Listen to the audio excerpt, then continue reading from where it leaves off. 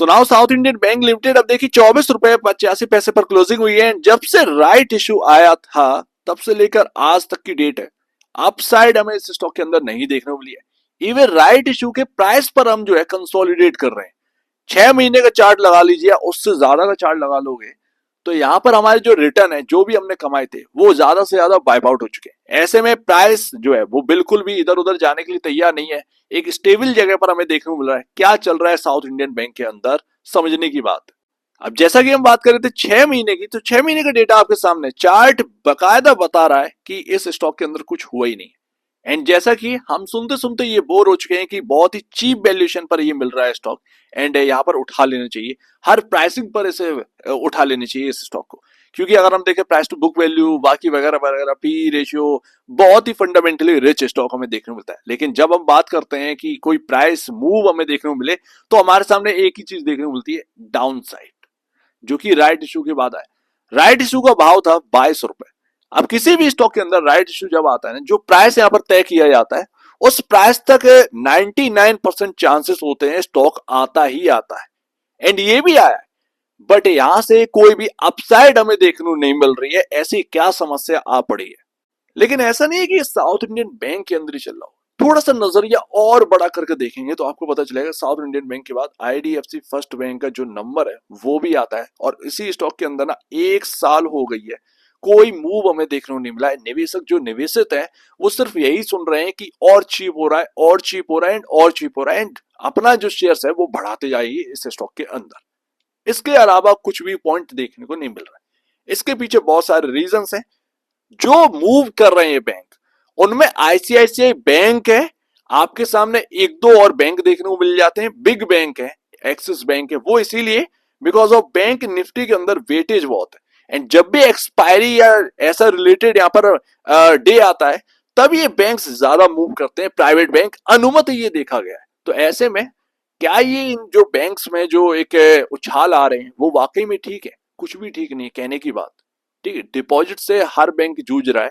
And ऐसे में ये बैंक्स जो है ना, इनका हाई वेटेज है, इसीलिए इनके अंदर मूव आ जाता है।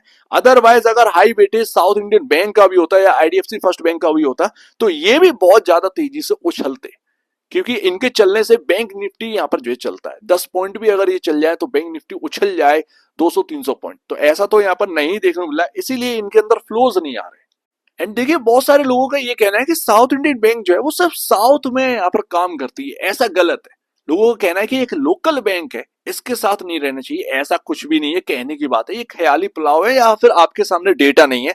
जरा आप ध्यान से देखिएगा, साउथ इंडियन बैंक के जो ब्रांचेस है वो आपका 947 ब्रांचेस देखने को मिलती है, 1 सर्विस ब्रांच देखने को मिलती है, एंड 1189 एटीएम्स एंड 133 सीआरएम्स देखने को मिलते हैं, जो कि 26 स्टेट में हमें देखने को मिलते हैं।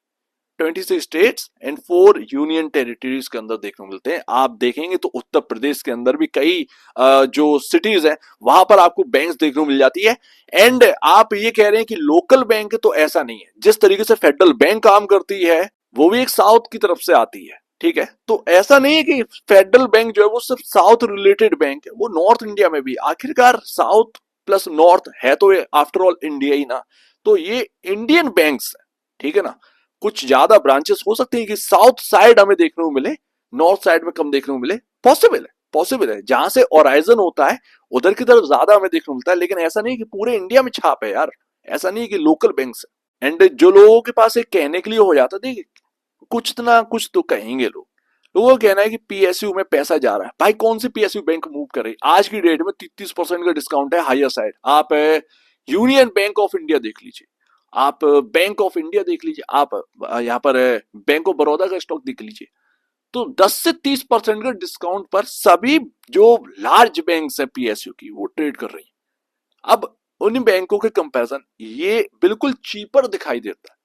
जहां आपका 5.62 का पी रेशियो देखने को मिल जाता है, जहां आपका 0.71 टाइम का यहाँ पर प्राइस टू बुक वैल्यू देखने को मिलता है, इससे ज्यादा चीप बैंकिंग स्टॉक आपको कहां से देखने को मिलेगा? तो पैसा यहाँ पर ना इन्फ्यूज अगर फ्लो आए तो यहाँ पर पैसा ज्यादा बन सकता है, सबको पता है। ठीक है ना। तो ये कहने की बात है कि पीएसयू के अंदर जो है वो ज्यादा पैसा चला गया, ऐसा कुछ भी नहीं है। जो 100 से नीचे ही बैंकें थी जिनके अंदर पीएसयू बैंक्स के अंदर मूव आया है, इक्का दुक्का बैंक्स हैं, आईओबी जैसे, जिनके फंडामेंटल आपके बिल्कुल अगेंस्ट है, उनमें पैसा आया था एंड वो बैंक्स के स्टॉक जो है वो चले थे। सीधी सी बात ये कही है, ना कि जो क्वालिटी बैंक्स है पीएसयू की उनमें पैसा आया एंड वो चले भी नहीं है। तो ये बात है, तो ये बैंकिंग में पीएसयू में मुड़ गया, ऐसे कोई बात नहीं है, ये तो हमें समझ में आती है। अदरवाइज साउथ इंडियन बैंक ज्यादा चीपर देखने को मिलती है। तो देखिए कुछ ना कुछ तो कहना पड़ेगा ना, ये बात आ जाती है। अदरवाइज अगर आप देखें तो मूव नहीं कर रहे, ये एक हकीकत है। बस सिर्फ और सिर्फ यही है कि ये स्टॉक चल नहीं रहे। कैसे चलेंगे, कब चलेंगे, ये कहना बड़ा टफ हो चुका है, लेकिन चल नहीं रहे हैं। क्या रीजन है ये भी समझ में नहीं आ रहा है भाई, ऐसा क्या रीजन हो गया है कि ये बिल्कुल मूव देना बंद कर गए हैं।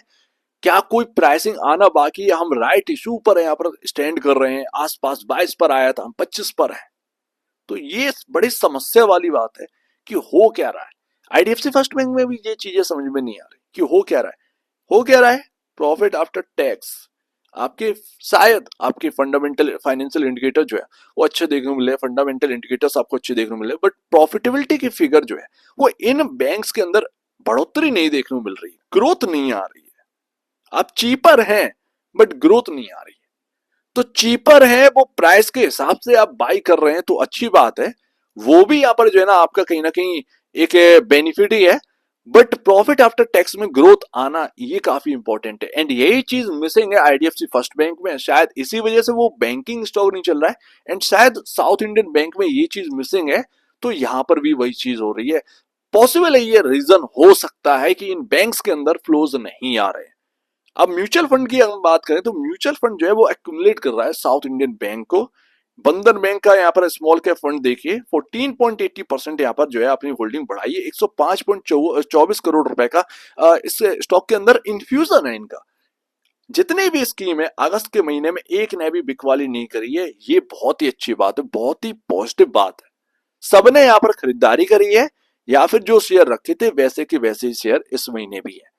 छेड़छाड़ नहीं किया है, खरीदारी करिए तो करिए, बिकवाली नहीं करी गई है। एंड लास्ट तो अब चल क्या रहा है, चार्ट में क्या देखने को मिल रहा है बॉस? चार्ट में बहुत कुछ देखने को मिल रहा है। टेक्निकल आपके कह रहे हैं कि हम चलने के लिए तैयार नहीं है। लगातार मूविंग एवरेज जो मैं आपके सामने एक लंबे टाइम से रख रहा हूं वो क्रॉस नहीं कर पा रहे लेवल आपके 50 डे में, 100 डे में, 200 डे में, सब के नीचे ये स्टॉक काम कर रहा है।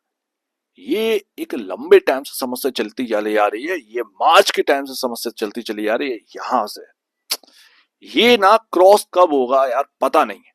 बट आपका जो एक मजबूत बेस है जो कि आपके सामने देखने को मिलता है 25 रुपए, ठीक है, एंड ये जो लो लगे है ना ये 24 रुपए के, यानी कि अभी हाल फिलहाल में हमारे सामने एक रेंज है 25 रुपए 24 रुपए। ये 1 रुपए की जो रेंज है ना ये हमारे लिए बहुत कुछ है, बहुत कुछ है, ये बहुत सपोर्टिव रेंज है, ठीक है ना। तो ये ध्यान रखिएगा, जब 24 के नीचे आएगा काम करना स्टार्ट करते हो तब आप कह सकते हैं कि हाँ भैया गिरावट आएगी। वो गिरावट पॉसिबल है 20 रुपए तक की गिरावट हो, क्योंकि वहां पर एक गैप छूड़ा रखा है। याद रखिएगा, एकदम ना उसको एनालाइज करिएगा, ऐसा नहीं कि आप मान के बैठ गए। और हाँ, मैं कोई सेबी रजिस्टर्ड नहीं हूं, ये मेरे एक्सपीरियंस से आपके सामने चीजें बताई जा रही हैं। अब यहाँ पर हो क्या रहा है, बस एक जगह पॉजिटिविटी हमें देखने को मिल रही है, ट्रेंड लाइन। एक ट्रेंड लाइन स्टार्ट हुई है एंड मैं ट्रेंड लाइन पर बहुत बुलिश हूं। बहुत सारे स्टॉक में कवर कर चुका हूं ट्रेंड लाइन वाले, जैसे सुजलोन है। सुजलोन के अंदर ट्रेंड लाइन स्टार्ट हुई थी 16-15 रुपए से, वो लगातार ट्रेंड लाइन को सपोर्ट दे देकर उसी ट्रेंड लाइन के हिसाब से चलता रहा चलता रहा चलता रहा चलता रहा, आज की डेट में 80 रुपए पर। बहुत सारे एग्जाम्पल है, पीएसयूज में बहुत सारे एग्जाम्पल मुझे देखने को मिले, ट्रेंड लाइन से सपोर्ट ले लेकर यहाँ पर जो है स्टॉक हायर साइड जाते रहे। इवन एचएससीएल जो है वो ट्रेंड लाइन से सपोर्ट लेकर हायर साइड जाता रहा। तो बहुत सारे स्टॉक में कवर कर चुका हूं जो कि ट्रेंड लाइन से ही सपोर्ट ले लेकर चले हैं। वो ट्रेंड लाइन इसके अंदर स्टार्ट हुई है। अब वो क्या यहाँ पर सपोर्ट लेकर चलने वाला है ये स्टॉक, ये बड़ा देखने वाली बात होगी। एंड अगर चलेगा तो ये मूविंग एवरेज क्रॉस कर देगा, बस इतना ही है। अगर ये ट्रेंड लाइन को सपोर्ट करता है मूविंग एवरेज क्रॉस कर देगा। एंड हाल फिलहाल में आप एग्जांपल देख सकते हैं ट्रेंड लाइन का, जो कि आपके सामने, ठीक है, आपके सामने 3-4-5 बार कंसोलिडेट कर रहा है ट्रेंड लाइन पर। या तो एक अच्छा खासा बूम आने वाला है, या अगर ये ट्रेंड लाइन ब्रेक हुई तो एक अच्छी खासी गिरावट आने वाली है। एंड ट्रेंड लाइन अगर ये गई आपकी, नहीं बची, एंड 24 रुपए भी ये टूटता है, सो दैट गिरावट तो पक्की पॉसिबल है, जो कि समझ में आती है। तो ये चीज अभी साउथ इंडियन बैंक के अंदर है।